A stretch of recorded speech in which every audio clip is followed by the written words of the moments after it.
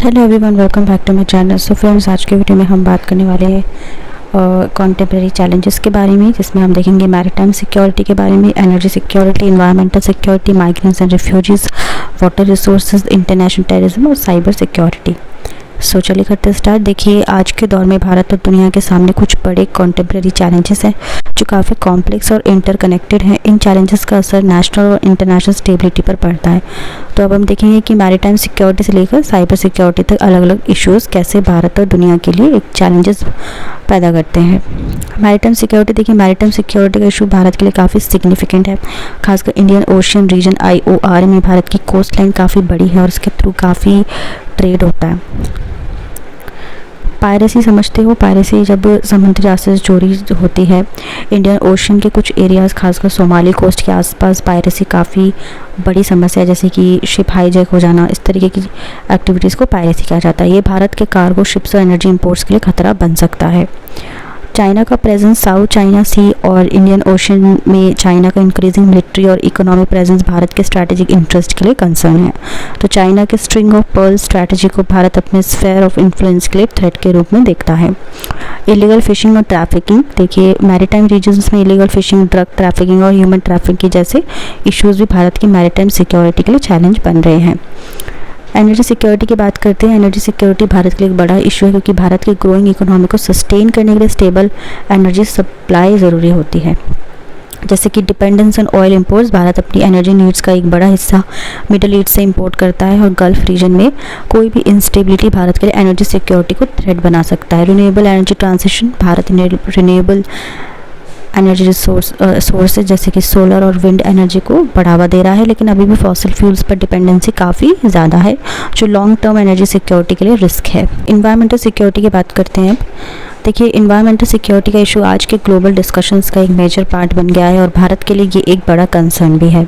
ठीक है, जहाँ ज़्यादा पॉपुलेशन होती है वहाँ कंसर्न ज़्यादा होता है। ठीक है, हर जगह होता है वैसे तो, लेकिन ज़्यादा पॉपुलेशन ज़्यादा व्हीकल तो पॉल्यूशन भी उतना ही होता है, एनवायरनमेंट ख़राब होता है। देखिए, क्लाइमेट चेंज की बात करते हैं। Rising temperature, changing weather patterns और फ्रीक्वेंट नेचुरल डिजास्टर जैसे कि फ्लड, ड्राउट भारत के एनवायरनमेंट और इकोनॉमिक क्राइसिस का कॉज बन रहे हैं। पॉल्यूशन, जैसे कि दिल्ली और सिटीज़ में, दिल्ली NCR में आप देखते हो कितना पोल्यूशन है और अब शुरू हो गया है। पराली जब जलती है तो पोल्यूशन बहुत बढ़ जाता है। वाटर पोल्यूशन और डिफॉरेस्टेशन एनवायरमेंटल डिग्रेडेशन के मेजर कॉजेज़ हैं और ये पब्लिक हेल्थ के लिए थ्रेट हैं। बायोडाइवर्सिटी लॉस, देखिए भारत का डाइवर्स इकोसिस्टम क्लाइमेट चेंज और ह्यूमन एक्टिविटीज़ के कारण इंडेंजर्ड हो रहा है। एनवायरमेंटल कंजर्वेशन के बिना लॉन्ग टर्म सस्टेनेबिलिटी मुश्किल हो सकती है। माइग्रेंट्स एंड रिफ्यूजीज़, देखिए माइग्रेंट और रिफ्यूजीज़ का इशू भारत के लिए एक बड़ा सोशल और पॉलिटिकल चैलेंज है, खासकर साउथ एशिया के कॉन्टेक्स्ट में। जैसे कि रोहिंग्या क्राइसिस, म्यांमार से आने वाले रोहिंग्या रिफ्यूजीज़ का इन्फ्लक्स भारत के लिए एक पॉलिटिकल और ह्यूमैनिटेरियन चैलेंज है। भारत को अपनी इंटरनल सिक्योरिटी और रिफ्यूजी पॉलिसी को बैलेंस करना पड़ता है। इलीगल माइग्रेशन, बांग्लादेश और नेपाल से इलीगल माइग्रेशन की प्रॉब्लम इकोनॉमिक और सोशल टेंशन पैदा करती है, जो लोकल रिसोर्सेज और इंफ्रास्ट्रक्चर पर बर्डन बन सकती है। इंटरनल डिस्प्लेसमेंट, क्लाइमेट चेंज के कारण नेचुरल डिजास्टर से इंटरनल डिस्प्लेसमेंट भी एक चैलेंज बन रहा है, जिसमें लोगों को उनके घर से दूसरी जगह शिफ्ट करना पड़ता है।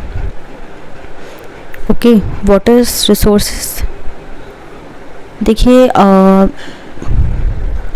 भारत और उसके पड़ोसी देश जैसे कि पाकिस्तान, बांग्लादेश, चाइना के बीच वाटर शेयरिंग डिस्प्यूट चल रहे हैं, जैसे इंडस वाटर ट्रीटी पाकिस्तान के साथ और ब्रह्मपुत्र का इशू चाइना के साथ। ये ट्रांस बाउंड्री वाटर रिसोर्स पर कॉन्फ्लिक्ट जन्म दे सकते हैं।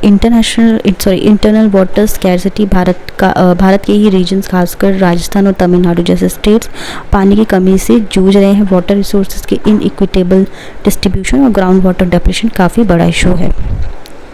इंटरनेशनल टेररिज्म, देखिए बहुत बड़ा इशू है, ग्लोबल सिक्योरिटी इशू है, एक सबसे बड़ा थ्रेट है और भारत इससे काफ़ी टाइम से जूझ रहा है। क्रॉस बॉर्डर टेररिज्म, पाकिस्तान से आने वाले क्रॉस बॉर्डर टेररिज्म भारत के लिए सबसे बड़ा सिक्योरिटी कंसर्न है, खासकर जम्मू और कश्मीर रीजन में।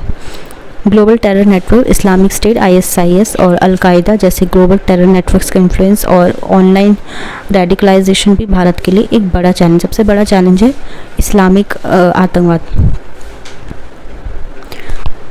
साइबर टेररिज्म, टेररिस्ट ग्रुप्स अब साइबर टूल्स का यूज़ करके गवर्नमेंट्स और इकोनॉमीज पर अटैक्स कर रहे हैं, जो साइबर सिक्योरिटी का चैलेंज को और बढ़ा रहे हैं।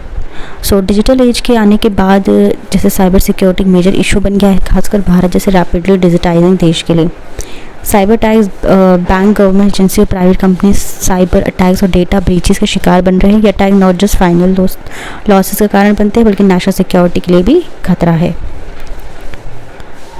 साइबर एस्पियोन जगह चाइना और दूसरे एडवर्सरियल कंट्रीज़ के हैकर्स क्रिटिकल इंफ्रास्ट्रक्चर पर अटैक कर रहे हैं, जो साइबर एस्पियोन और इंटेलेक्चुअल प्रॉपर्टी थेफ्ट का इशू और बड़ा कर रहे हैं। Lack of cyber infrastructure, Bharat में साइबर सिक्योरिटी को स्ट्रेंथन करने के लिए पॉलिसी और इंफ्रास्ट्रक्चर अभी भी डेवलपिंग फेज़ में है। गवर्नमेंट को डेटा प्रोटेक्शन और प्राइवेसी के ऊपर काफ़ी काम करना बाकी है। तो ये कॉन्टेम्प्रेरी चैलेंजेस काफ़ी इंटरकनेक्टेड है और भारत को अपने डोमेस्टिक और इंटरनेशनल पॉलिसीज़ को इस हिसाब से फ्रेम करना पड़ता है कि ये सारे इशूज़ इफ़ेक्टिवली एड्रेस किए जा सके। मैरीटाइम सिक्योरिटी से लेकर साइबर सिक्योरिटी तक इन सब चैलेंजेस के सॉल्यूशंस मल्टी डायमेंशनल और लॉन्ग टर्म होने चाहिए ताकि भारत का सस्टेनेबल ग्रोथ और ग्लोबल स्टेबिलिटी बनाई जा सके।